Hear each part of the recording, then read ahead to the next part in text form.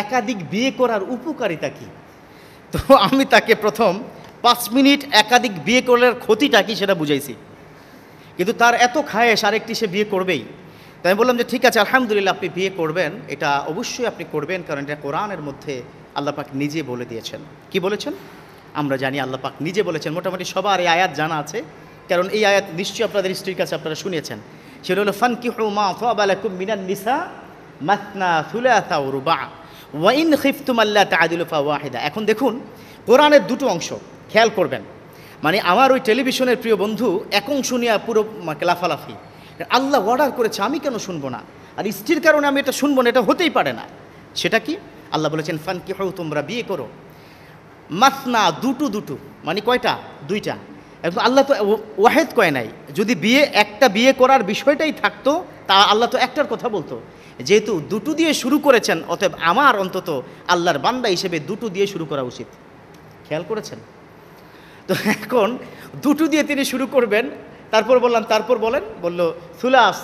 বলছে ঠিক আছে, দুটোতে যদি তোমার না হয় কোনো কারণে, হতেই পারে মানুষের শারীরিক সক্ষমতা, অর্থনৈতিক স্বাবলম্বিতা থাকতে পারে, 3টি করো সুলাস আও রুবা, ফাইনালি 4টা।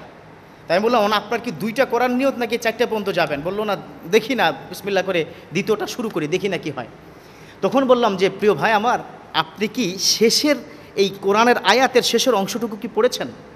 আল্লাহ পাক বলেছেন ওয়া ইন খিফতুম আল্লা তা'দিলু ফাওয়াহিদা ওয়া ইন খিফতুম, আর যদি এই যে প্রোডিউসার মহোদয় তুমি যদি ভয় পাও তোমার দুটো বউকে সমতা বিরাজ করতে, বা যেই কয়টা বিয়ে করেছো 2, 3 বা 4টা, তাদের মধ্যে সমতা বিরাজ করাতে যদি তুমি ভয় পাও, আশঙ্কিত হও, তোমার মধ্যে যদি সে আশঙ্কা থাকে, তাহলে ফাওয়াহিদা, 1 পিস করো মিয়া।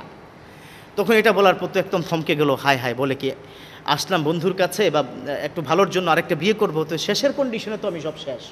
তাই বললাম বেতন জাপান বা বাইরের থেকে যে ইনকাম করেন, সে আবার মিডিয়াও আছে, তার ভালো আয় ইনকাম আছে, ডলার ভালো পায়, তো সব কিছু মিলে সে যখন একটা ইনকামের কথা বললো, তো বললাম যে বড় ভাবি, মানে যিনি আপনার স্ত্রী, তিনি কি হ্যাপি কিনা? বলে হ্যাঁ হ্যাপি আলহামদুলিল্লাহ। তারপর কি টাকা পয়সা থাকে? বিয়ে করতে কি টাকা লাগে নাকি? আমি কি এই জন্যই তো আল্লাহ এটা বলেছে আপনাদের জন্য এই বাক্য, ওয়াইন খিফতুম আল্লা তা'দিলু ফাওয়াহিদা। তবে হ্যাঁ, একটা কথা বলি, একাধিক বিয়ের উপকারিতা আছে। একটা কথা কি মাথায় রাখতে হবে, এই দ্বিতীয় বিয়ে পুরুষের জন্য কারো কারোর জন্য ফরজ। শারীরিক চাহিদা প্রথম স্ত্রী পূরণ করতে পারছে না, তার জন্য এটা ফরজ।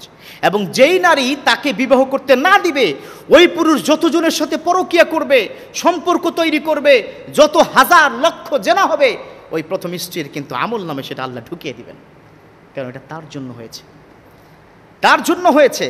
অতএব কোনো নারী যদি আজকে, those of female are watching me right now, আপনার স্বামী অন্য নারীর সাথে পতিতালয়ে না থাকার চাইতে আপনার ঘরে অথবা আপনার স্বামী দ্বিতীয় বিবাহ করা হাজার নয় লক্ষ গুণ, কোটি কোটি গুণ বেশি উপকারী। আপনি কি সহ্য করতে পারবেন যদি আপনি শুনেন যে বিবাহ ছাড়া আপনার স্বামী অন্য কারোর সাথে পরকীয়া করছে? পারবেন সহ্য করতে? নো, আপনি সহ্য করতে পারবেন না, এটা সম্ভব নয়। তাহলে আপনি কেন দ্বিতীয় বিবাহের অনুমতি দিচ্ছেন না? দ্বিতীয় বিবাহ করলে 3টি উপকার আছে। নাম্বার 1, শারীরিক যেই খায়েশটা আছে এটা মেটানোর একটা সুযোগ তৈরি হয়, বাহিরে আর জেনার গুনাহ হয় না। নাম্বার 2, মেন্টালি একটা পিস, একটা শান্তি, একটা প্রশান্তি কাজ করে, তখন তার আয় ইনকাম বা আপনার যত জব করুক বা অথবা তিনি বিজনেস করুক, সেটা করতে সুবিধা হয়। নাম্বার আপনার 3 হচ্ছে, মানে 3 নম্বর কি বিষয় হচ্ছে, ইবাদতে একটা মজা পাওয়া যায়। ইবাদতের মধ্যে আর তখন খারাপ চিন্তা আসে না, কারণ তার শারীরিক চাহিদা পরিপূর্ণ, মানসিক প্রশান্তি পরিপূর্ণ, এবার ইবাদতের মধ্যে একাগ্রচিত্ত হয়। অতএব যারা যে মা বোনরা আমার প্রতি কখনো মানে বেজার হবেন না বা আপনার অসন্তুষ্টি হবেন না, কারণ হলো আপনার কল্যাণে, আপনার স্বামীর কল্যাণে, আপনাদের কল্যাণে কথাটা কি বলেছি।